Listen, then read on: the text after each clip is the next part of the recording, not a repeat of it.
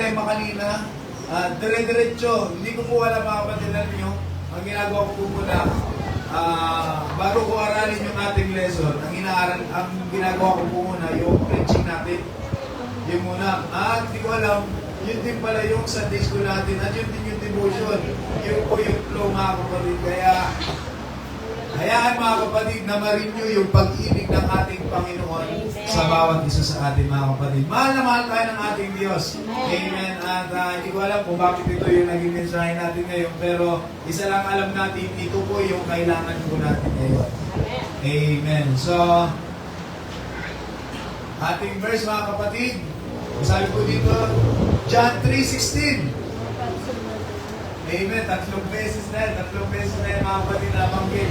Sapagkat ganyan na lamang ang pagsinta ng Diyos sa sanlibutan na ibinigay niya ang kanyang pagtunga na upang ang sino man sa kanyang sumampalataya ay huwag mapahamak kundi magkaroon ng buhay na walang hanggan. At nakasunod po, Efeso chapter 5 verse 2, nasabi po dito, mamuhay kayo ng may pagmamahal tulad ni Kristo. Amen. Mahal niyo ba yung inyong mga kapatid? Yes. Tunay ba yan? Amen. Baka may sama tayo ng loob sa ating mga kapatid. Amen. Sabi po dito, mabuhay kayo na may pagmamahal tulad ni Kristo dahil sa kanyang pagmamahal sa atin, inalay niya ang kanyang buhay bilang mabangong alay at handog sa Diyos. At sa last verse mga kapatid, sabi po dito sa unang Pedro, sapagkat si Kristo man ay nagpata, ibig sabihin na nagpata, naghihirap, nagpata rin minsan dahil sa mga kasalanan. Sino po yung may mga kasalanan? Lahat tayo may mga kasalanan mga kapatid, at dahil sa kasalanan natin, ang Diyos ay naghirap. Pero ganoon pa man, ang matuwid dahil sa mga, ang ating Diyos, bilang siya'y matuwid, sabi po dito, ang matuwid dahil sa mga di matuwid, upang tayo'y madala niya sa Diyos, siyang pinatay sa laman, ngunit binuhay sa Espiritu. Amen. Yung pagbabata, ibig sabihin yung paghihirap ng ating Panginoon dahil sa ating mga kasalanan. Amen. Ginawa niya po ito out of love, mga kapatid.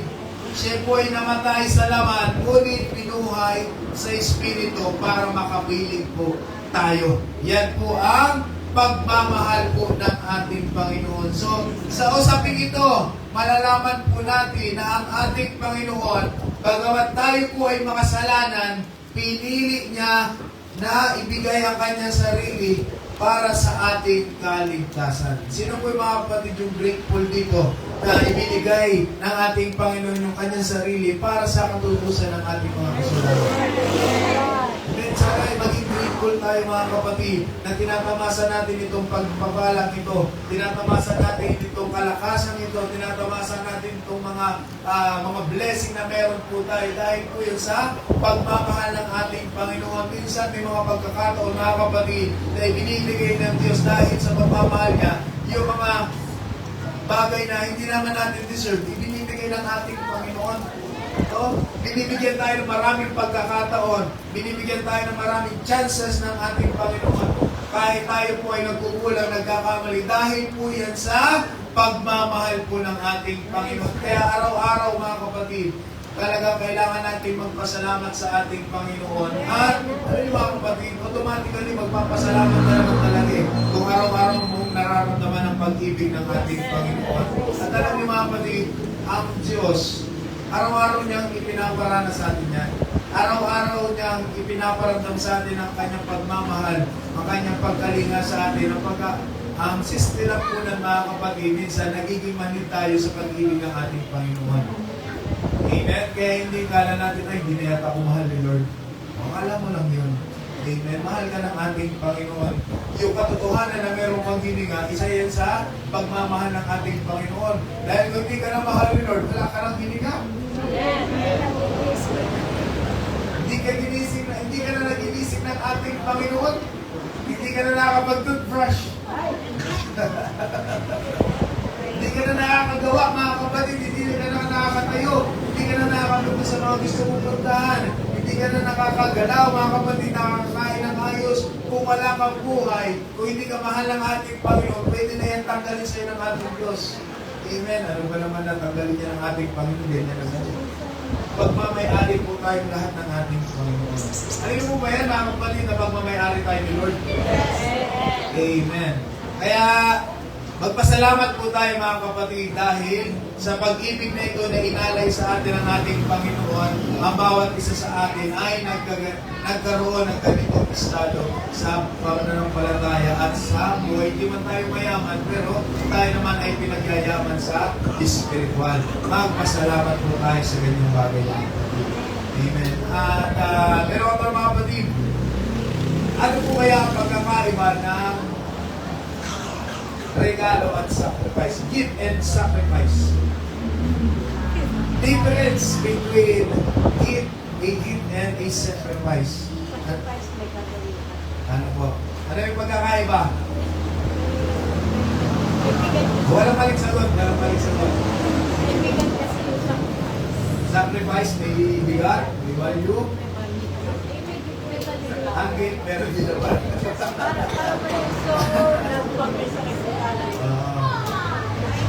Parang wala rin ano, parang medyo nagkagilid din.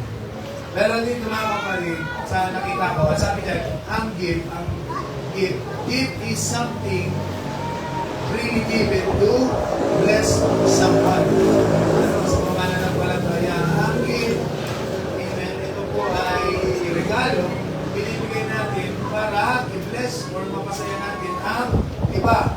Kasunod, isa pa, it may be easy to give often out of abundance. Dahil nga po tayo pinagpala na nakakapagbigay na tayo. Mas madali na magbigay kapag meron. Tama po ba? Kaya kung meron hindi kayo ginagamit na pera dyan, mga pwede dyan ang kayo sa akin. Marami na kailangan. Baka meron kayo dyan hindi ginagamit na pera. Ipahiram din ako sa akin. Amen. Di ba kapag sobrang madaling magbigay eh. Kaya minsan nag-iisip tayo, okay, pera lang talaga ako. Kasunod, it doesn't always require deep cost. Katulad na binanggit mo ni Sarah, yung bigat mga kapatid, it doesn't always require deep cost or loss to the giver. Sabihin mga kapatid, kapag tayo ay nagbibigay, ay kalimitan na kapatid, hindi naman ganun kabigat, hindi ganun cost mga kapatid sa nagbibigay doon sa giver mga kapatid. Pero ibahin natin, yung sacrifice, ito pong sacrifice mga kapatid, nasabi dito, a sacrifice is giving something valuable that costs you something. Kapag may sacrifice mga kapatid, ibig sabihin talaga ang ito, may bigat ito. Ibig sabihin may value. Ano po? Meron po talagang halaga. Kapag nag-sacrifice po tayo, ano po, yung gift kanina, sabi doon, yung gift, wala siya masyadong Pag naibigay mo lang, hindi ko naman sinasabi yung nagbibigay tayo ng walang walang halaga. Nagbibigay din tayo, pero minsan, yung sacrifice mga kapatid, yung talagang parang may nararamdaman talaga tayo. Nakukuha niyo yung sense mga kapatid? Yung sacrifice, sabi dyan, sacrifice giving something valuable that costs you something talagang meron. At sa mga kapatid, sabi dito, it often involves loss, self-denial, or pain for a greater purpose. Sasacrifice tayo mga kapatid, minsan talaga hindi natin iniisip yung sarili natin. Yung sarili nating kapakanan. Ano po? Dahil gusto natin meron tayong mas makuha, mas malaki.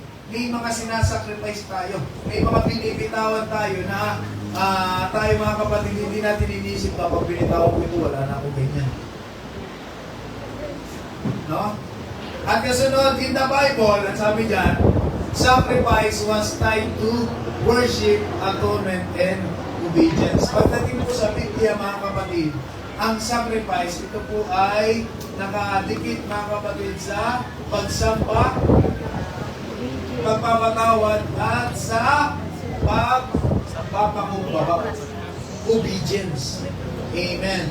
So, alam niyo mga kapatid, ang best example po nito na makikita po natin sa Bible, yung gift, pagkakaiba ng gift, at pagkakaiba mga kapatid ng sacrifice ay mula po sa Lucas chapter 21 verse 1 to 4. Alam niyo yung kwento po doon mga kapatid? Yung babaeng na nagbigay ng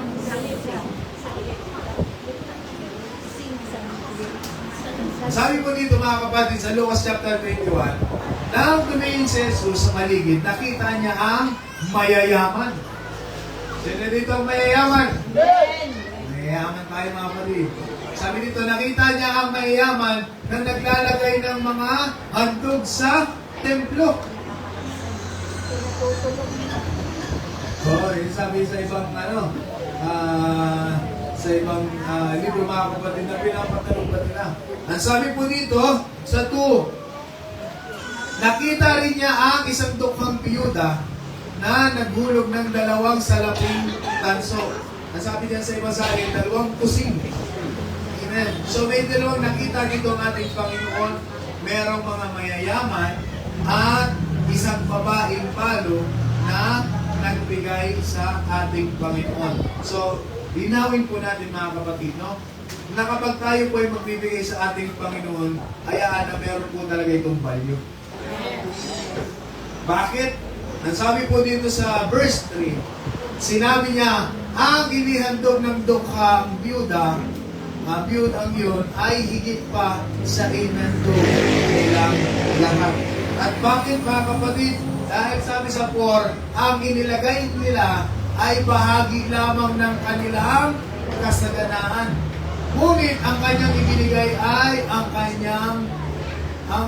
buo niyang kabuhayan. So, ang sabi po dito mga kapatid, sila na-obserbahan ng ating Panginoon sa mga taong naglalagay ng salapi sa templo mga kapatid, na nagbibigay sa templo, nag-o-offering. Nakita ng ating Panginoon na yung mayayaman, yes, siguro mga bilyones, sa panahon natin na yun, nagbibigay sila ng mga pera, talaga nandiyan yung mga charity nila mga kapatid, nandiyan dahil marami silang pera. Pero ang sabi po dito mga kapatid, no, ang sabi po dito sa Biblia, ang kinaluguran po ng ating Panginoon ay yung ibinigay ng biyuda. Bakit po kaya? Dahil mga kapatid, yung biyuda, ibinigay niya po yung lahat sa ating Panginoon. Ang sabi nga doon, last money na niya. Ang sabi po dito, ibinigay na niya ang buo niyang kabuhayan. Ibig sabihin, last na po yun. Pero yung mayayaman, mga kapatid, sabi yan, bahagi lamang ng kasaganahan. Ibig sabihin, mga kapatid, hindi pa yun yung buo. Ibig sabihin, yun lang yung mga sobra-sobra. Diba? Sino po yung naglaban? May laban ngayon, si Torres saka si Duterte, si Pulong. Pero, ako kung matutuloy yun. Pero nung nakalakang linggo, meron din pong naglaban. Si Pacquiao, kapatid, no? Ano yun, ang ipinanalo po ni Pacquiao ay nasa 1 billion. Yun po yung ipinanalo niya. Kahit sila ay draw ang laban, mga kapatid. Pag kinonvert yung player sa atin, 1 billion, mga kapatid, nakalaki. Sino dito mga kapatid, nabigyan tayo ng 1 billion, focus kaya natin sa buong buhay natin yun. Pwede siguro. Pero kung pagkain lang, abay, sobrang na yan. Ano mo mga kapatid? Bibili ka lang, halimbawa ay meron mong 1 billion, pero ang paggastos may katulad pa rin ang paggastos natin ngayon. Mamimili ka ng pinakamura sa mga Yun, gano'n tayo nagsisilap tayo Diba, sa natin, halimbawa hindi tayo bibili agad kung ano nakita natin, titignan natin kung meron pang mas mababa ang presyo.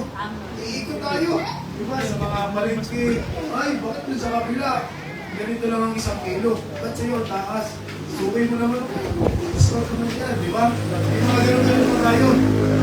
Pero kung bibigyan tayo ng 1 billion, sabay ganun ng ating, ganun pa rin tayo makipagtawaran mga kapatid, di ba yung 1 billion, sobra-sobra na sa amin.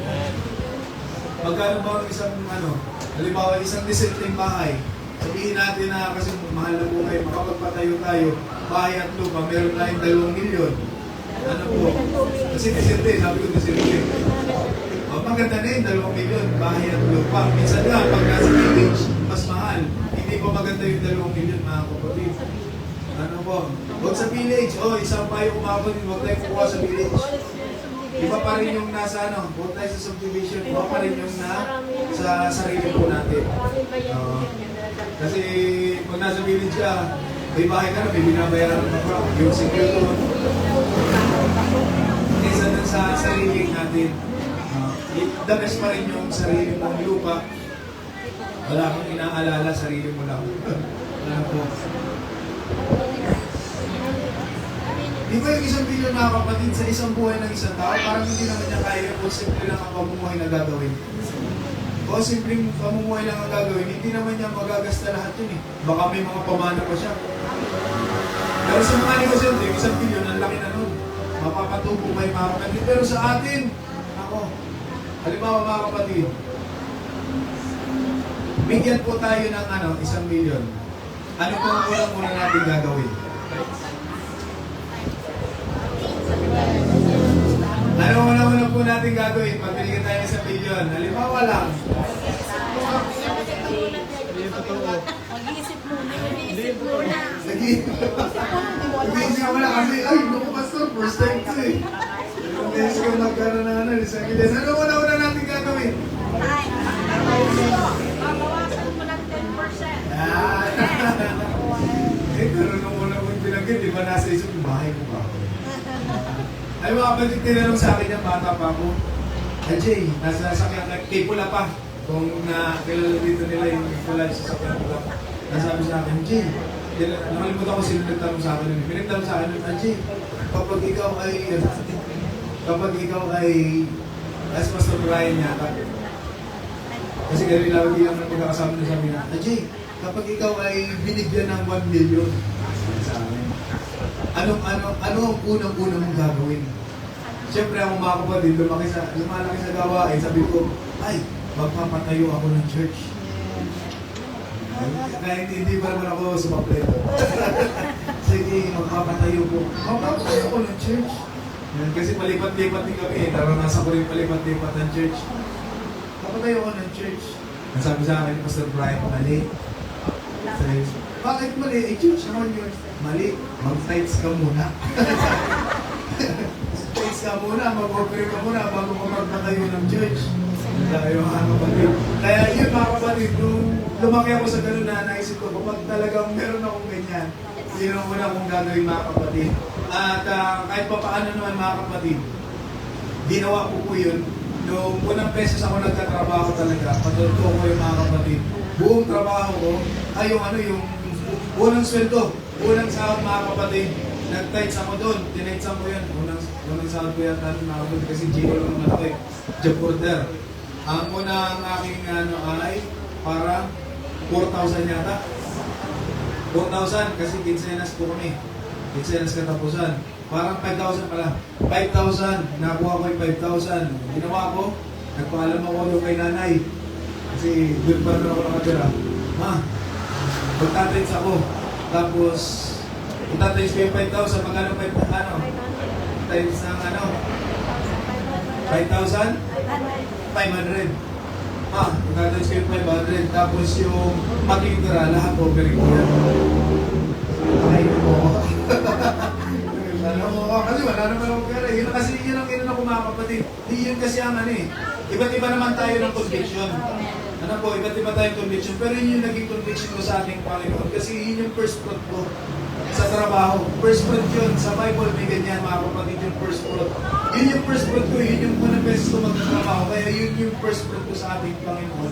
Ibinigay ko lahat sa ating Diyos mga kapatid. Kaya yung 5,000, times ko 500, tapos yung remaining mga kapatid, offering na yun. sa church, sa ano na yun, sa church na yun, ibinigay ko na yun sa ating Panginoon mga kapatid. At nagpaalam ako kasi baka nasa distrito mo, hindi. Sinabi ko na mga kapatid, at ano kayo sa ating Panginoon, at wala naman sa kanila. Okay lang sa kanila mga kapatid. Dahil yun yung ano yun yung conviction ko, doon ako, umaga sa akin, doon ako nasasayahan na gawin sa ating Panginoon yung mga bagay na yun. Kaya sa ating Panginoon mga kapatid, yun yung masasabi ko rin mga kapatid na isa sa mga sacrifice na ginawa ko sa ating Panginoon. Kasi akalain nyo yun? Bonus sweldo mo, wala kang kagit pera. Amen. Hindi. Kasi kailangan mga kapatid, yung ibibigay natin sa ating Panginoon, meron talagang value. Kasi rin yung mga kapatid nating Panginoon, yung kanyang buhay na binigay sa atin, mas grabe yung value po nun. Na hanggang ngayon mga kapatid ay yung value na sinacrifice ng ating Panginoon, lahat po tayo ay nakakaranas. Kaya yung maliit na bagay, maliit lang yun sa ating Panginoon, alam ko. Pero sa akin, malaking bagay na po yun na ginawa ko yun sa ating Panginoon. Hindi ko naman sinasabi na gawin niyo yun. Pero sa akin, ganun mga kapatid. Kaya kung may magkaroon din ng ganun conviction mga kapatid, hindi, praise the Lord. May ganun po kayong conviction. Pero kung wala naman ang magagawa kasi akin yun. Amen, sarili tayong conviction. Pero yun yung kagalakan ko na gagawin ko sa ating Panginoon. Kaya sa ating mga kapatid, katulad din ito, amen. Yung babae itong mahal mga kapatid, alam nyo kahit dalawang pusik na yan, alam po natin, mabasa natin mga kapatid, sa sulat mga kapatid ni Lucas at kay Mateo, meron po sa Matthew mga kapatid, mas mahaba. Alam mga kapatid, ito po yung kanyang ibinigay sa ating Panginoon, ito po yung kagalakan niya sa ating Diyos. Kahit dalawang pusik na yan, may ilang mga pagkakataon mga kapatid na itala sa Biblia na yung buong buhay, yung buong ikabubuhay nila ay ibinibigay nila sa ating Panginoon. At alam niyo mga kapatid kung ano nangyayari, hindi po pinagkukulang ng ating Diyos.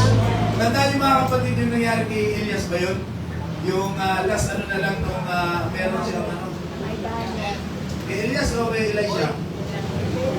Kay Elias? Elias mga kapatid, o pumunta po siya mga kapatid. Bali ito sa dalawa. Bali ito sa dalawa mga kapatid. Ikaw pumunta po siya sa ilang naglalakad at may nakatagpo po siya doon na babae. Tagtuyot po yun, tagkutob po yun, tagkutob. At ano po ang nangyari po doon? Nasabi doon sa propeta ng ating Panginoon, ito po ay huling, ano na mga kapatid? Huling hapunan na talaga nila yun. Yun na talaga yung last meal. Last supper talaga yung mga kapatid. Huling hapunan na. Pero sabi niya ng tao ng ating Panginoon, ipagluto mo ko. Ibig sabihin, ibinigay niya pa rin yung mga kapatid sa tao ng Diyos at nag-antay na lang po sila. Pero alam natin ang story mga kapatid, dun sa lalagyan mga kapatid ng harina ng babae, nung kanyang ibinuhos, hindi po yun na uubos. Maraming pagkakataon niya mga kapatid, ang kailangan lang po talaga natin ay magbigay tayo ng pananampalataya. Kapag tayo ay nagbibigay, maglagay po tayo ng pananampalataya. Sabi nga dyan, seed faith. Yun yung ating, yung ibibigay natin, panampalatayaan natin. Ano po? Kaya, pagdating sa ganitong usapin, may tanong. May tanong po mga kapatid. Sa ganitong usapin kasi medyo critical. Medyo teaching tayo ngayon mga kapatid. Ito po yung tanong. Ang tithes ba ay para lamang sa lumang tipan? Marami yan, maraming nag-ano yan. Maraming tatanong din yan kasi sa New Testament wala daw nakikita ang tithes. Nakakapano po ba kayo dyan? Marami yan. Yung halimbawa kay sino yung namatay ng malaking Isoriano, wala na sa kanilang tithes. INC, wala na sa kanilang tithes, mga kapatid. At yung ibang mga samahan, wala sa kanilang tithes, mga kapatid. May encounter kayo lang, mga kapatid. Pero, kailangan natin linawin mga kapatid. Amen. May tithes pa ba? Ang tithes pa ay para lamang sa lumang tipan. Amen. Sa New Testament meron po. Sa New Testament, so matindiscuss po natin yan. So, sa usaping pagbibigay, kasi ito po yung ginagamit sacrifice na sa ating Panginoon mga kapatid. So, usaping pagbibigay, hindi po ito maiiwasan yung ganitong usapin. Kaya maganda mas malinawan po natin para kapag tayo ay nagbibigay, mas magbigay tayo ng merong kagalakan. Di ba kasi ang sabi ng Biblia, God loves a cheerful giver. Minsan nagbibigay tayo, baka hindi tayo nagagalak sa bibigay natin. Amen. So sa usaping pagbibigay, hindi po maiwasan yung usapin ito. Kaya kailangan po nating maging malinaw po sa atin kung saan galing o kung bakit meron pong ganito. Amen. So ang tithes mga kapatid, ito po yung tithes, Hebrew word na maaser, meaning ikasampu, kaya tithes 10, 10 mga kapatid, was a part of Mosaic law for Israel. Ibig sabihin mga kapatid, ito po ay pumapaloob sa batas ng Israel. So kaya sinasabi nila, ay tapos na yung tithes, kasi yan ay para lamang sa mga Israelita. So, ano po ba yung purpose ng tithes? Ang purpose po ng tithes, mga kapatid, is to support the Levites, yung mga taong nasa templo ng ating Panginoon. Di ba alam natin, yung mga Levita, sila po yung walang parte sa lupa. Nag-distribute ang ating Panginoon eh. Di ba? Nasa 12 tribes. Yung Levites, wala po silang lupa. Sila po kasi yung naglilingkod sa templo. Sila yung mga naglilingkod sa templo, kaya hindi na sila binigyan ng lupa ng ating Panginoon. So, ang sabi dyan, support the Levites, priests, yung mga nasa templo, the temple, and the poor. So, dyan po lahat yan mababasa. Kaya po merong tithes. Kaya, ito po mga kapatid ay isinama sa batas mga kapatid ng mga Israelita. So, ang katanungan ng marami mga kapatid, ito, kasunod na tanong, ang tithes ba ay para lang sa mga Israelita, sa Israel? Hindi po. Extension kasi tayo malakay sa mga. Pero kung iisipin natin mga kapatid, kung titignan natin sa Bible, no, yung tithes ay under the law, ito ay para lang sa mga Israelita. Under the law. Pero spiritually speaking, mga kapatid, alam niyo ba na mga Israelita rin tayo? Sabi po niya sa Romans chapter 9, hindi ito nangangahulugang nawala na ng kabuluhan ng salita ng Diyos. Sapagkat hindi lahat ng mga Israelita ay kabilang sa bayang pinili niya. At hindi rin naman ibinibilang na anak ni Abraham ang lahat ng nagmula sa kanya. Kaya ito ang sinabi ng Diyos, magmumula kay Isaac ang ibibilang na lahi mo. Kaya nga, hindi lahat ng anak ni Abraham ay ibinibilang na anak ng Diyos, kundi yun lamang mga ayon sa pangako. Ibig sabihin, ma-highlight natin ayon sa mga sabi dyan?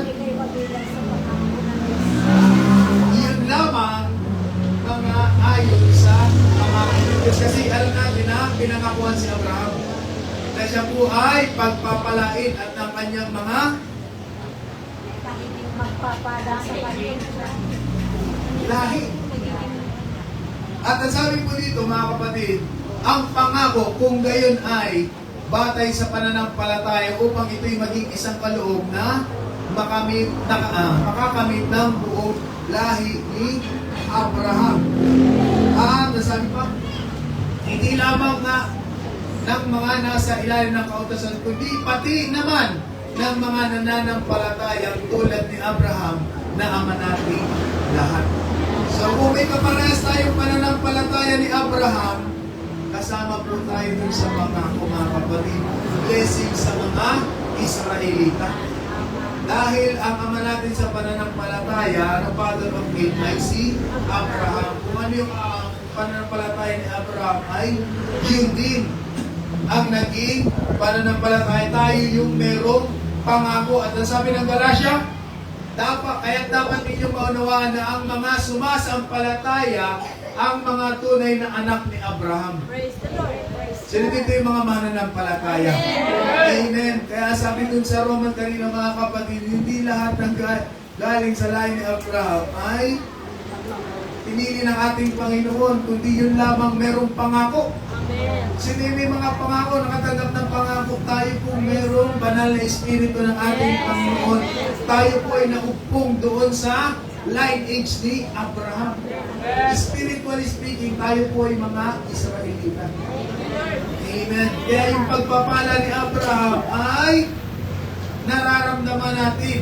Meron po tayo. At ang sabi ng Galatia chapter 3 verse 29, at kung kayo'y nakipag-isa kay Kristo, kayo'y kabilang na sa lahi ni Abraham. At mga tagapagmana ayon sa pangako ng Diyos. Amen. Sunod din mga tagapagmana. Ay mga tagapagmana, mga kapatid ng ating Panginoon. So tayo po ay mula na sa lahi ni Abraham. So yung ginawa ni Abraham, mga kapatid, dapat na rin natin gagawin yun para yung blessing ay nandoon. So, ang tanong, mga kapatid, kung tayo ay, kung ang tithes, mga kapatid, ay para lang sa mga Israelita, para tayong mga spiritually Israelites, kailangan ba nating mag-abide dun, mga kapatid? Kaya ang tanong, mga kapatid, ang mga Kristiyano, kasi Kristiyano na tayo eh. Kasi yun ay para sa mga Israelita, mga Hudyo. Under the law, kailangan nilang ganapin po yun. No, pero tayo, mga Kristiyano na tayo, kaya iba tayo. Pero dahil nga po, mga kapatid, na tayo spiritual Israelites, hindi man tayo under the law, under na tayo ng pag-ibig, mga kapatid. Pero nandun pa rin yung natin, connection natin, mga kapatid, sa mga Hudyo. Kaya ang tanong, mga kapatid, ang mga Kristiyano ba ay dapat mag-tithes? Mahirap na itong i-preach. Kaya kasi sa iba, ay pero si Pastor, hindi nahirap, hindi nasa Bible eh. Kaya kailangan natin talagang pag-aralan, mga kapatid. So, sa atin mga Kristiyano, mga kapatid, no, hindi naman ito batas. No? Tandaan niyo po, mga kapatid, ang tithes, hindi naman ito batas sa atin. Hindi ito batas sa atin, pero kailangan po natin maintindihan kung bakit nilagay ng ating Panginoon yung tithes sa law. Kung bakit ganun, mga kapatid. Ayun, mga kapatid, bago pa yung law, kasi yun ang ginagamit po nila. Minsan kahit mananampalataya na meron pa rin mga encounter na ganyan. Kasi hindi nila naiintindihan. Ang sabi nila, na ang tithes, mga kapatid, ay under the law. Pero sabi ng Roma, mga kapatid, wala na tayo sa batas. Wala na tayo sa batas. Tayo po ay nasa biyaya na. Pero alam niyo, mga kapatid, ang origin ng tithes ay hindi naman sa batas. Bago pa ang law, bago pa ang Mosaic law, mga kapatid, bago pa si Moses, nandun na ang tithes. Kaya sabi po dito, si Abraham ang unang nagbigay. Siya yung pattern po, mga kapatid. Ibinigay niya po, sabi sa Hebrew chapter 7, ibinigay ni Abraham kay Melchizedek, si Melchizedek yung isang questionable na questionable na karakter. Minsan, pinapatungkulan nila na siya si Jesus, minsan naman ay iba. Kasi ang sabi niya, wala siyang ama't ina. Kaya sabi po dito, mga kapatid, ibinigay ni Abraham kay Melchizedek ang 10 bahagi ng lahat ng nasamsam niya mula sa laban. Kasi meron po dito sa pagkakataon ito, may kalabang 3 hari si Abraham. At sa 3 haring yun ay namatay lahat. Ay, namatay. Natalo niya po, mga kapatid. At yung spoils of war, alam niyo yung mga kapatid?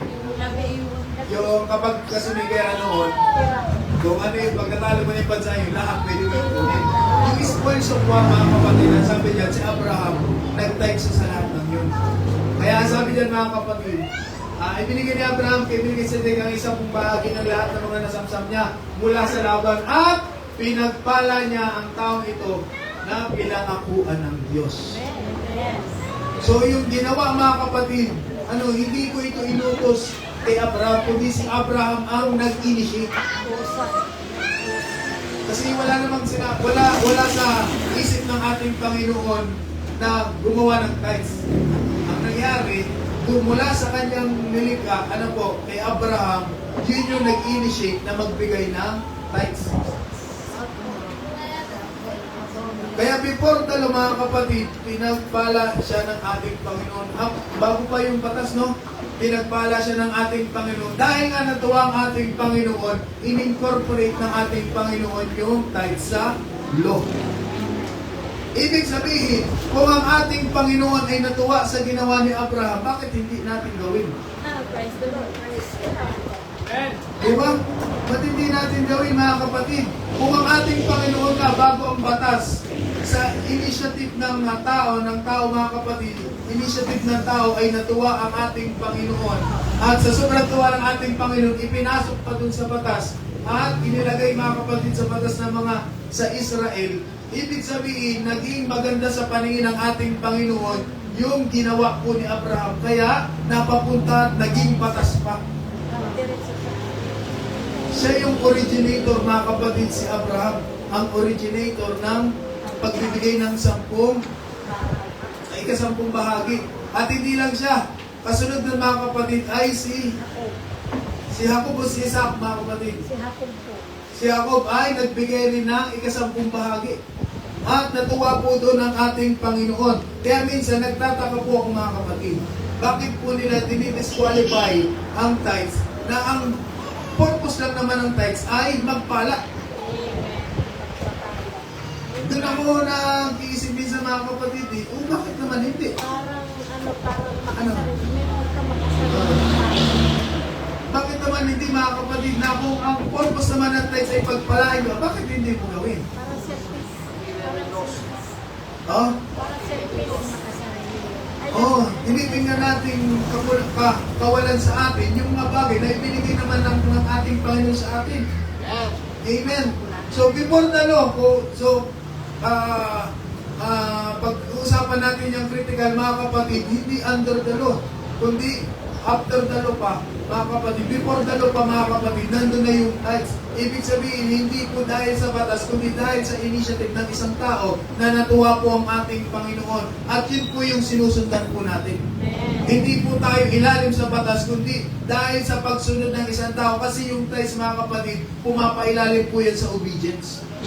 Pero yung ginawa niya, pagmamahal sa kanya. Opo, pagmamahal sa ating Panginoon. Dahil yung pagmamahal ng ating niya sa ating Panginoon, ibinigay niya po yung bagay. Amen. Kaya, kung ang Diyos ay natuwa sa ginawa ni Abraham at ginawa pa itong batas para sa mga Israelita, hindi kaya matuwa ang Diyos kapag ginawa din natin ito. Hallelujah. Praise God.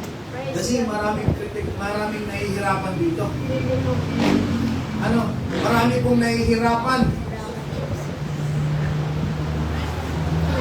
Meron kita. Ibig sabihin, ayaw mo sa tithing, ayaw mo sa blessing. O maraming ayaw sa tithes, pero gusto naman sa blessing. Amen. Parang di ba, parang medyo mahirap po yun. Kaya sabi ng Malakay, ano po, dalhin ninyo ang buong ika-10 bahagi sa kamalig upang magkaroon ng pagkain sa aking bahay. At sa gayoy subukin ninyo ako ngayon, sabi ng Panginoon ang mga hukbo. Alam niyo, mga kapatid, na sabi po dito, na ito lang po yung verse sa Bible, na kapatid, na pwede natin i-challenge ang ating Panginoon. Ano yung mga kapatid, challenge ito ng ating Panginoon sa atin. Subukan niyo ako. Dito yung pagsubukan, ha? No. Subukan niyo ang salita ng ating Panginoon kung hindi niya gagawin yung mga bagay na yan. Sabi, buong ika-10, kaya sabi dito, mga kapatid, hanggat maaari kung kaya naman, yung tithes natin, ibigay talaga natin, tayo ang magbigay. Dalhin natin sa church, mga kapatid. Kaya sabi po dyan, para sa pangangailangan, mga kapatid, pagkain ng aking bahay. At sa gayon, subukin niyo ako, challenge me. Sabi dito. Sabi ng Panginoon, at kasunod, mga kapatid, tingnan niyo kung hindi ko bubuksan para sa inyo ang mga bintana ng langit at ibubuhos sa inyo ang isang pagpapala na walang sapat na kalalagyan. Praise the Lord. Praise the Lord. Subukin mo lang. Hindi testingin, hindi testingin, kundi subukan talaga, mga kapatid. I-challenge. Challenge mo lang ang ating Panginoon. Gawin lang natin, maging tapat lang tayo, mga kapatid. At tingnan mo, hallelujah, sabi ng ating Panginoon, tingnan nyo kung hindi ko bubuksan. Ang sabi dyan, yung blessing ng ating Panginoon, hindi yung katulad ng ibinigay natin. Diba, nagbigay tayo 100, hindi 100 na babalik sa'yo. Kundi ang sabi po dito, mga kapatid,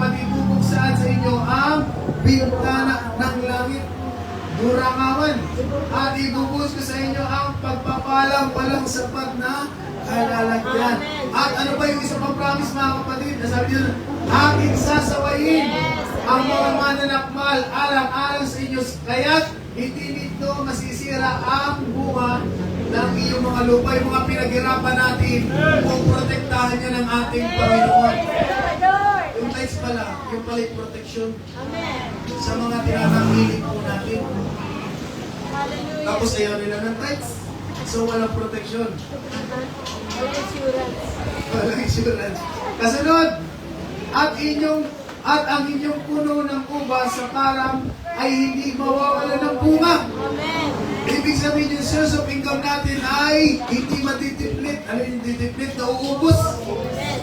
Hindi mauubos. Sabi ng Panginoon ng mga hukbo at ang last, tatawagin kayong papapalad ng lahat ng mga bansa. Yes. Hindi lang pala yun yung promise kasi ang tinitigil natin sa Malakay Cretan eh. Meron palang mga promise pa. Hindi lang pala yung mga challenge mga kapatid. Kapag pala tayo ay tumasa sa challenge, meron pa palang dalawang verse na nakalagay po doon na meron pa tayo. Una sa 11, protection.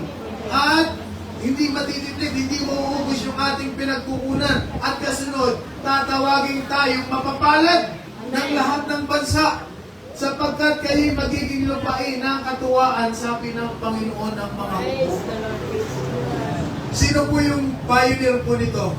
Mga Israelita. Alam niyo po ba mga kapatid ng ang Israel po kayo mga kapatid, no? At sabi nga sa nanonood ako mga kapatid ng mga bali-balita eh. Sa economics mga kapatid, no? Number one, na nangyayari sa mga bansang may gera, sila po ay naghihirap. Pero nagtataka yung mga mga nasa economics mga kapatid, ano matawag doon sa kanila? Ha? Ekonomista. Nagtataka sila mga kapatid kung bakit kahit nakikipag-gera ang mga Israelita, hindi na sila nauubusan. Amen. Mayaman pa rin sila.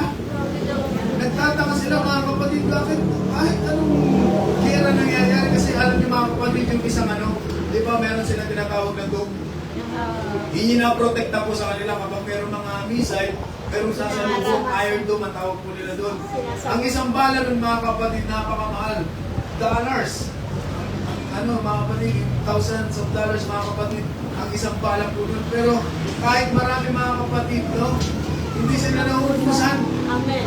Bakit mga kapatid? Sila yung practitioner ng tithing. May pangako. Sila yung mga tao, mga nagtatides, mga kapatid. Kaya hanggang sa unang generation ng kanilang ng mga ninuno po nila, mga nagtatides nila, hanggang sa ngayon mga kapatid, mga practitioner po sila. Alam niyo mga kapatid, yung pagtatides, nakukover yan ng ating Panginoon. Kaya sabi dyan, yung Israel, bagaman sila yung maliit na bansa, sobrang yaman. Amen. Hindi dahil po yun, dahil matalino sila, dahil meron pong Diyos, mga kapatid, na nangako.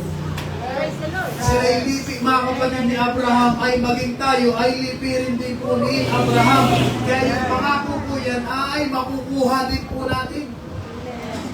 Tayo yung may pangako ng ating Panginoon. So, kung ang ikasampu, ikapo at andong mga kapatid, kung nagdududa po tayo doon, paano pa kaya tayo pagpapalain ng ating Diyos? Kasi sabi na dito, pag nagdudahan mo pa ba dyan, sabi dyan, challenge me.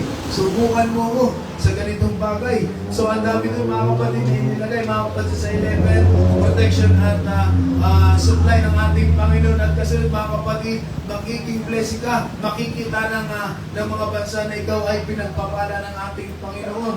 Kaya, sabi doon, isa pang tanong. Let's go.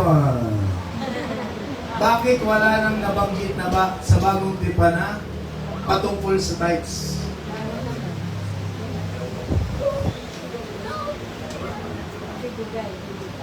Oo nga. Ba't sa New Testament wala nang si Pablo hindi na nagtuturo ng tithes? Bakit po kaya mga kapatid? Kasi po New Testament na. Bigyan natin ng sagot mga kapatid. Dito sa Lucas, ang ating Panginoon dito nagsabi dito, kahabag-habag kayong mga Pariseyo. Ang mga Pariseyo, sila po ay mga Hudyo. habang kayo mga Hudyo, ibinibigay ninyo ikasampung bahagi ng yerbabuena, ruda, at iba pang mahalamang panimla ng pagkain. Ngunit kinakaligtaan naman ninyo ang katarungan at ang pag-ibig sa Diyos na dapat lamang na gawin ninyo ito. Ngunit hindi dapat kaligtaan na ang mas mahalagang bagay. Ano po? So mamaya, ibaba natin. Ang sabi po dito mga kapatid, nabanggit po ng ating nabanggit ng ating Panginoon mga kapatid na napahagingan niya po yung tithes. Yung mga Pariseo, sila po ay mga Hudyo. Sila po ay nagtithes. Ayon sa batas, kailangan nilang mag-tithes. So ang sabi ng ating Panginoon, nagbibigay nga sila nag-tithes sa yerbabuena, ruda at ito pang halamang paniklang pagkain. Ngunit, ang sabi niya, kinakaligtaan naman nila ang katarungan at ang pag-ibig sa Diyos. Ibig sabihin, yung mga Pariseo, ginagawa lang nila yun dahil batas. Pero yung ginagawa nila ayon sa pag-ibig, wala na po yun. Kaya ang sabi ng ating Panginoon, dapat lamang na gawin. Tama naman, nagawin yun mga kapatid. Pero huwag mong kakalimutan na yung ginagawa natin ay hindi dahil sa batas, kundi dahil mahal natin ang ating Panginoon. Yun yung gusto niyang sabihin ng ating Panginoon. Dapat talaga, dapat lamang na gawin. Amen.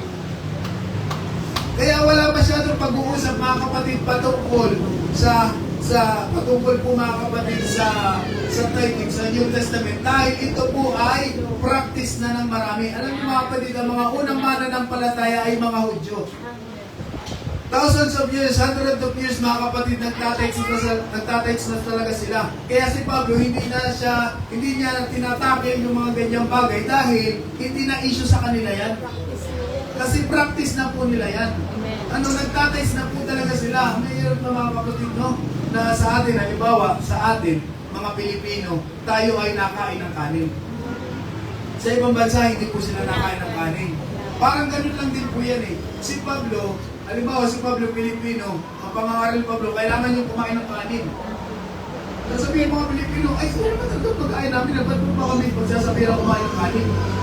Ganun din po mga kapatid sa tithing. Hindi na mga ngaral yan si Pablo ng tithing kasi yung mga tao doon sa Israel, mga kapatid, ay mga nagtatights na. Practice na po nila yung mga kapatid. Parte na ng buhay po nila yun. Kaya hindi na po kailangan siya hindi na po siya kailangan bugbugin na kailangan yung mag-tithe na ito. Hindi na mga kapatid kasi nga practice na po nila yun. So, yung mga bagay, kaya sinabi ni Pablo mga kapatid, no, iwanan nyo yung mga dating katuruan. Hindi ibig sabihin, iwanan yung mga basic na katuruan mga kapatid. At doon na tayo sa mas maalaga. Ibig sabihin mga kapatid, yung ibig sabihin nyo, huwag na tayo doon sa gatas-gatas. Dito na tayo sa mga karne. Yun yung sinasabi niya doon, no?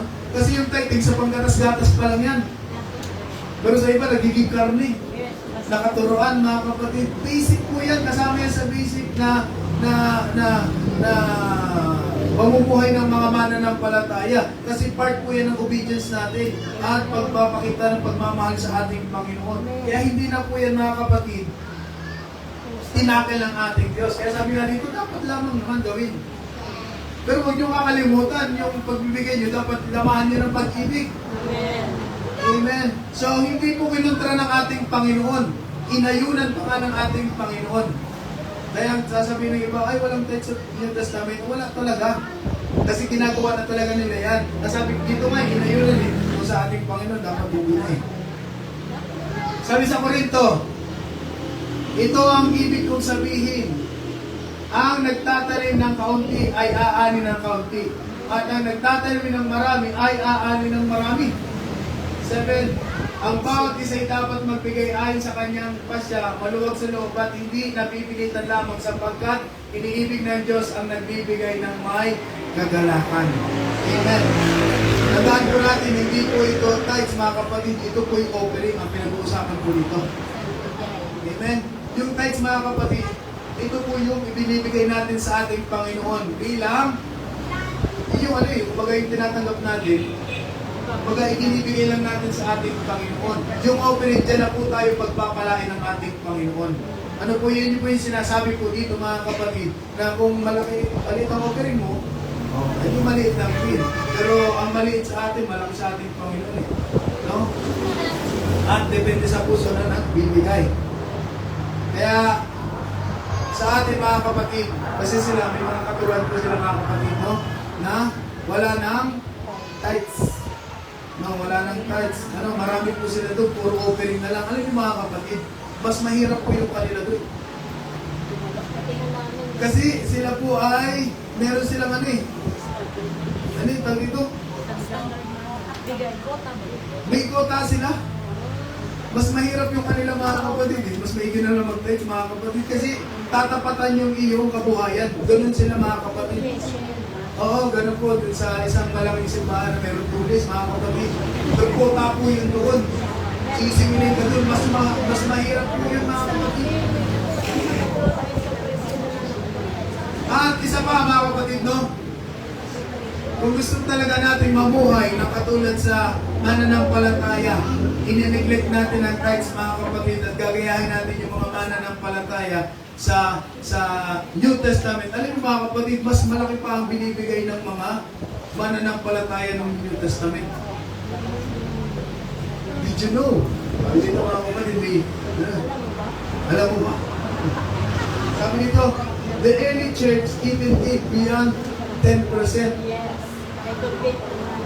Sabi dito sa gawa mga kapatid, ang buong bilang ng mga sumasampalataya ay may pagkakaisa sa puso at kaluluwa. Sino may walang nagsabing kanya ang anuman at kanyang mga ari-arian, kundi lahat nilang pag-aari ay para sa lahat. Kasunod, at pinatutuhanan ng mga apostol na may dakilang kapangyarihan ng pagkabuhay ng Panginoon Hesus at sumakanila lahat ang dakilang biyaya. Kasunod, walang sinumang naghihirap sa kanila sapagkat ipinagbili ng lahat ng may-ari ang kanilang mga lupa at mga bahay at dinala ang pinagbilan sa ng mga ito at inilagay nila ang mga ito sa paanan ng mga apostol at ipinamahagi sa bawat isa ayon sa kailangan ng sinuman. Sabi po dito mga kapatid sa 34, mas matindi. Kasi alam dyan, pinagbili lahat.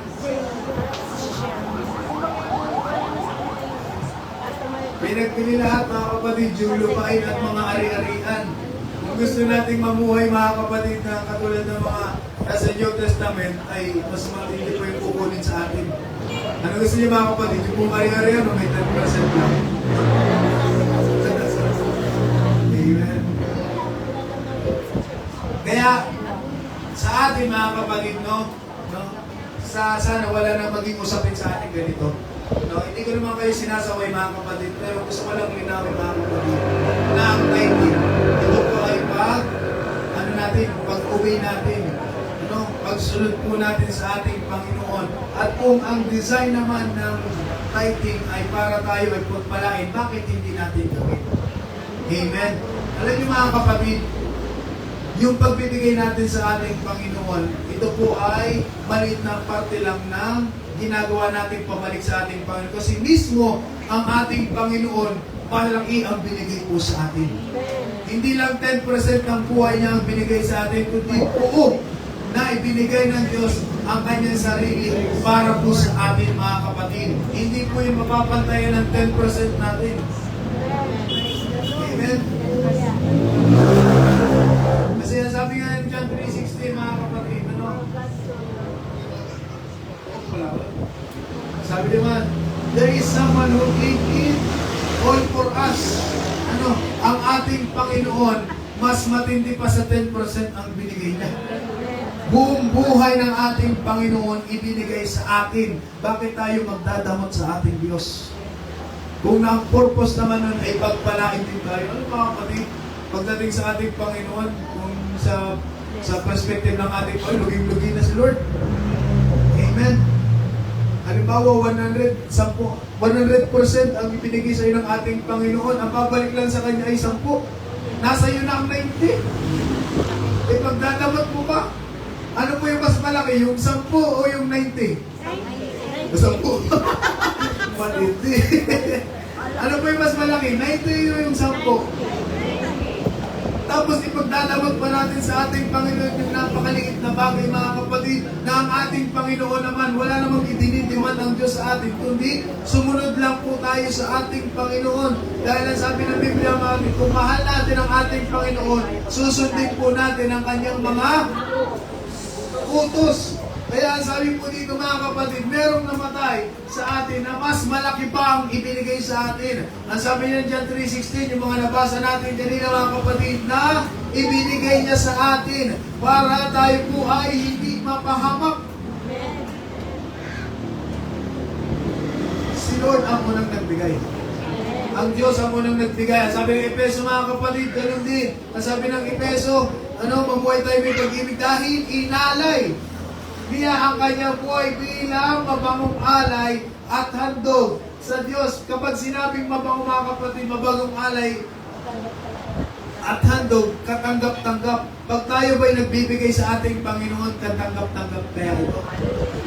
Ito bagay galing sa ating puso o napipilitan lang tayo? Ang ating Panginoon, mga kapatid, no? Kahit makasalanan tayo, ginawa pa rin niya yung the best. Para maging mabangong alay at handog sa ating Panginoon. Ang sabi ng Peter, ang sabi niya, mga kapatid, no, na ang kanyang sarili ang ibinigay po sa atin. Siya po ay namatay, yung kanyang laman, mga kapatid, at nabuhay sa Espiritu. Mas matindi po ang binigay ng Diyos sa atin. Yan po ang katotohanan. Kaya kung tayo po ay may pag-aalinlangan sa pagbibigay, ang ating Panginoon, buong-buo niya pong ibinigay ang lahat. Walang pag-aalinlangan. Amen? Kaya, ang pag-ibig ng Diyos ay labis at walang kulang. Buhay niyo, mga kapatid. Ang sabi nila, walang labis, walang kulang. Pero kay Lord, labis. Meron talaga. Sobra talaga, mga kapatid. Tayo, nakapagbigay na ba tayo ng sobra sa ating Panginoon? Ano na po yung bagay na naibigay natin sa ating Panginoon? Na talagang merong value, may cost talaga, mga kapatid. Medyo nag-iisip din tayo, ano? Parang si Lord lang yan talaga may binibigay sa akin. Diba? Pero ang ating Panginoon kapag nagbigay, labis-labis yan. At walang kulang. Pinili niya, mga kapatid, na mapako sa krus para sa katubusan ng ating kasalanan. Walang salaping pwedeng ibayad para sa ating mga kasalanan. Pero ang Diyos, siya na po ang umako sa mga bagay na yan. Kaya bakit hindi natin ibigay ang nararapat sa ating Panginoon? Amen. Kaya salamat din dahil minahal tayo ng ating Panginoon. Hindi batay sa kanyang katwiran. Hindi dahil sa kanyang pamantayan, hindi tayo tinignan sa pamantayan, kundi dahil sa pag-ibig po ng ating Panginoon. Dahil kung sa batas, yung law, yari tayo lahat. Yung law, yung standard ng ating Panginoon, wala tayo lahat. Kasi yun ang pinaglalaman ng iba, ay hindi under the law. Ay kung titignan tayo sa law, yari tayo lahat, mga kapatid. Bagsak tayo. Wala tayong patutunguhan. Pero dahil nga po, mga kapatid, no? Ibinigay natin ang ating sarili sa ating Panginoon, hindi lamang dahil ito ay inutos, kundi dahil mahal natin ang Diyos. Amen. Hallelujah. Kaya, ito pa, mga kapatid, hindi lahat ng nagbibigay ay may pag-ibig. Ngunit hindi tayo maaaring umibig nang hindi nagbibigay.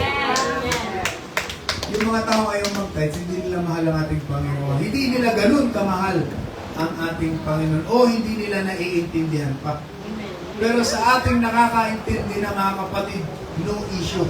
Wala nang issue sa atin yan, mga kapatid. Binibigay natin yan ng buo sa ating Panginoon dahil alam natin may pagpapala o wala sa ginagawa natin. Ibinigay po natin ito sa ating Panginoon. Magbigay tayo sa ating Panginoon, mga kapatid, na huwag na tayong umasa.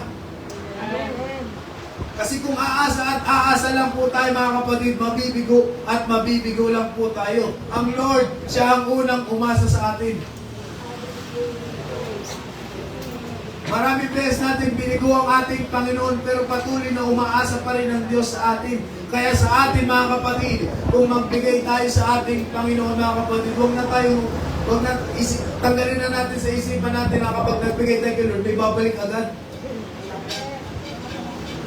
Kasi kung pagsisikilan, lugi pa si Lord sa atin.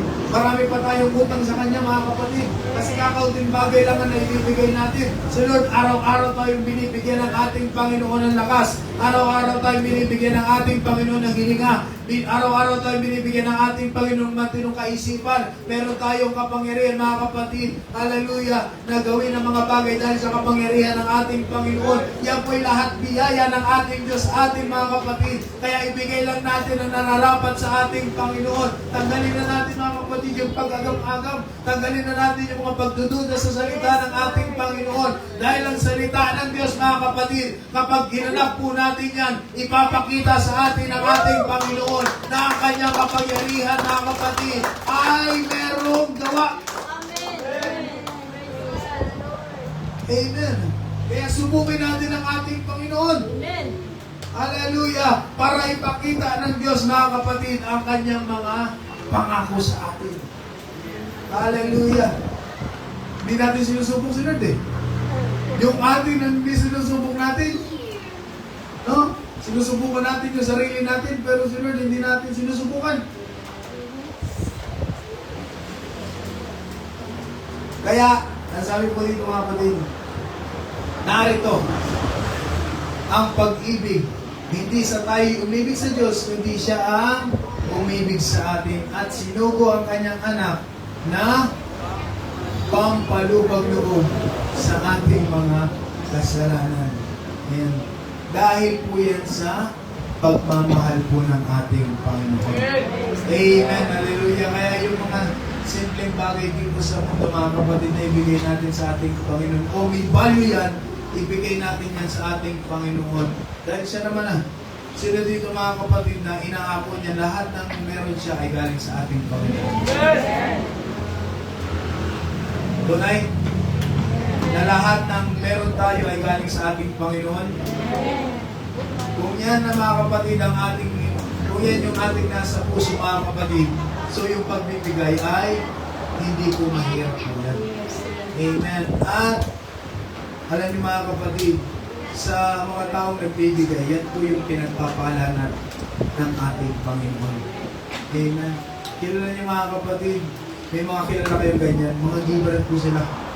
Basta sa gawain, basta sa mga gawain, magbibigay talaga sila. Iba yung pagbibigay sa gawain at iba po yung pagtatapat na. Amen. Magkaiba po yun. Yung pagtatapat at yung pagbibigay. Yung pagtatapat natin, personal po natin yun. Yung pagbibigay natin, yun yung gratitude natin sa ating Panginoon mga kapatid. Kaya yung pagtatapat po natin, amen, matagpuan po tayong tapat ng ating Panginoon, pagpapalaki tayo ng ating Diyos. Amen. Sino dito yung wala ng problema sa kanilang tithes? Parang okay pa. At least ay naintindihan na po natin mga kapatid. Amen. Hindi ito dahil hindi ito batas, kundi ginagawa po natin ito sa pag-ibig. Amen. Hindi dahil inutos, hindi dahil sa batas, kundi dahil mahal natin ang ating Panginoon. Ginagawa po natin ang mga bagay dito. Kaya sa ating mga kapatid, no? Hallelujah, sa mga nakaranas ng pag-ibig ng ating Panginoon. Kaya mga kapatid na mas lalo pong lumalim at lumawak ang pagmamahal ng Diyos sa atin dahil siya po ang unang nagbigay. Tandaan po natin siya. Siya ang unang nagbigay. Sabi ng kanta, siya ang unang umibig. Siya ang unang nagbigay. Siya ang dahilan kung bakit tayo ay nabubuhay. Amen. Sunod pa nung kanta nun, ang kasalanan natin yung binawi. Maging sino man, ano man ito. Amen.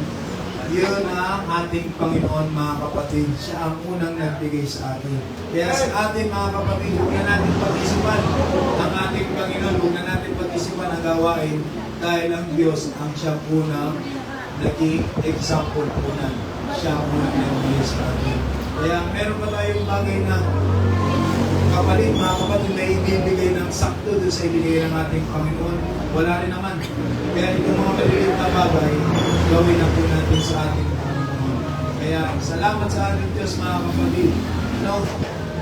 Hindi lang tayo maging tapat sa tithing, mga kapatid, maging tapat din tayo sa paglilingkod natin sa ating Panginoon. Isang part lang ito ng pananampalataya, meron pa tayong mas kailangan gawin. Katulad, mga kapatid, ng sinabi ng ating Panginoon sa mga Pariseo, no?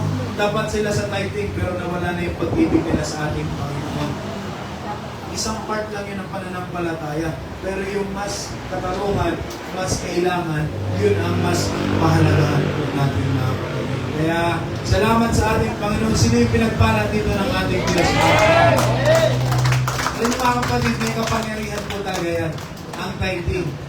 Mananampalataya o hindi ang sumunod dyan, meron po talaga kapangyarihan ng ating Panginoon. Kilala niyo, mga kapatid, si Colgate?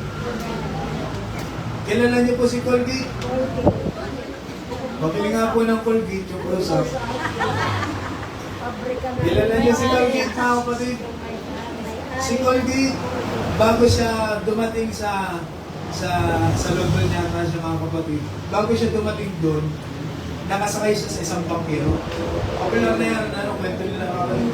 Nakasakay siya sa bangkero, mga kapatid. Papunta siya doon sa nakikipagsapalaran siya. Well, hindi yan mayaman si Colgate, hindi yan mayaman. Nakikipagsapalaran siya. Pero ang sabi, mga kapatid, habang nasa bangka si Colgate, yung bangkero, ang sabi niya, sa lahat ng gagawin mo, huwag mong kakalimutan na mag-tithes. Yun yung sinabi sa kanya ng bangkero. At yun nga ginawa niya, mga kapatid. Si Colgate ay nagtrabaho po yan sa sabunan. Hanggang sa, hindi pa sa Palmolive. Sa Colgate, sa Colgate, yan po ay nagtrabaho sa sabunan, sa factory lang. Pero dahil siya nagiging tapat sa ating Panginoon, ginawa niya yung sinabi ng bangkero, ginawa niya po yun. Ano po nangyari? Dire-diretso po yung ginawa niya hanggang sa tumaas sa kanyang posisyon, hanggang siya ang naging may-ari ng Colgate. Meron niyang kwento, tunay po ito. Meron niyang kwento, mga kapatid. Hindi wala siyang connection sa may-ari ng sabunang yun. Pero dahil nga po sa pagtatapat niya sa ating Panginoon, itinataas siya ng ating Diyos. At ngayon, mga kapatid, naging Colgate na siya, nabili na rin niya yung Palmolive. Kaya Colgate Palmolive na po yan. Ano po, yun po yung kanyang testimony. At locally, meron din po tayong ganito dito. Kilala niyo si Happy? Happy Toothpaste? Si Happy Toothpaste, siya rin po ay tither. Kristiyano din po yan. Alam niyo, mga kapatid, may pagkakataon na si Happy ay meron na siya, parang possible na po yung kanyang business. Si Colgate din ang kalaban niya. Gusto siyang bilhin ng Colgate. Pero dahil nga po, may paninindigan siya at nandun din yung pananampalataya niya, mga kapatid. Siya po ay nagtapat sa ating Panginoon. At ngayon din mo, kilala na po ang pangalan po niya, mga kapatid. Si Quaker, kilala si Quaker Rhodes. Isa rin po yan, mga kapatid. Mga title po sila. Pero mga kapatid, subukan lang talaga natin ang ating Panginoon at hindi po tayo ipapahiya ng ating Diyos. Pero kapag once na sinubukan natin ang ating Panginoon, siyempre, maging handa din tayo, mga kapatid, sa testing ng ating Panginoon. Kasi subukan yan. Amen. Meron po yung battle. Kaya nga subukan, mga kapatid. Pero kung magtagumpay ka doon, nandyan, mga kapatid, na ipapakita sa iyo ang kapangyarihan ng ating Panginoon. Kaya palakpakan po natin ang ating Diyos, mga kapatid. Amen. Hallelujah. At isang paalala ng ating Panginoon, maging tapat tayo sa ganitong bagay, huwag natin kakalimutan yung ibang bagay. Amen. Maging tapat tayo sa ating Panginoon sa lahat ng aspeto ng buhay po natin. Praise the Lord. At tayo manalangin, Panginoong Isus, salamat God, hallelujah, sa patuloy, Lord, hallelujah, na napag-usapan po namin. Hayaan, Lord, na nagkaroon ng kalinawan ng bawat isa. At kung ito man, Lord, hallelujah, ay meron ka pa rin Meron pa rin silang kaguluhan sa kanilang isipan, Panginoong Lord. Kayo po ang patuloy na magpaunawa sa kanila, Panginoon, hallelujah, na ang pagtatapat, Panginoong Isus, ay hindi kawalan, kundi ito, Panginoong Isus, ay pagpapakita lang ng pagmamahal po namin sa inyo at pagpapakumbaba po namin sa inyo. Hayaan God, hallelujah, na iparanas niyo po sa amin, Panginoong Isus, ang iyong pagpapala at ng iyong pag-ibig, Panginoong Isus, sapagkat naniniwala kami, Panginoong Isus, na lahat, Panginoon God, na ginagawa po namin sa inyo, ito po ay hindi nawawalan ng saysay. Salamat, Panginoong Isus, patuloy ka namin sinasamba, pinupuri at dinadakila ang iyong dakilang pangalan. In Jesus' name, Amen. Praise the Lord. At tayo may makakatayo, mga kapatid. Praise God. Hallelujah. Sino dito pinagpala ng ating Panginoon, nakaranas ng pag-ibig ng ating Diyos, mga kapatid? Amen. Hallelujah. Are we blessed? Amen. Tawitan natin ang ating Panginoon, mga kapatid. Declare natin na we are blessed, mga kapatid, dahil sa ating Panginoon. I am blessed. Amen.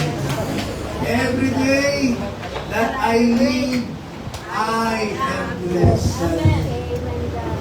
When I wake up in the morning, till I lay my head to rest, I am blessed. Hallelujah. Buong araw ng buhay mula sa pagmulat hanggang sa pagtulog, nandyan po ang pagpapala ng ating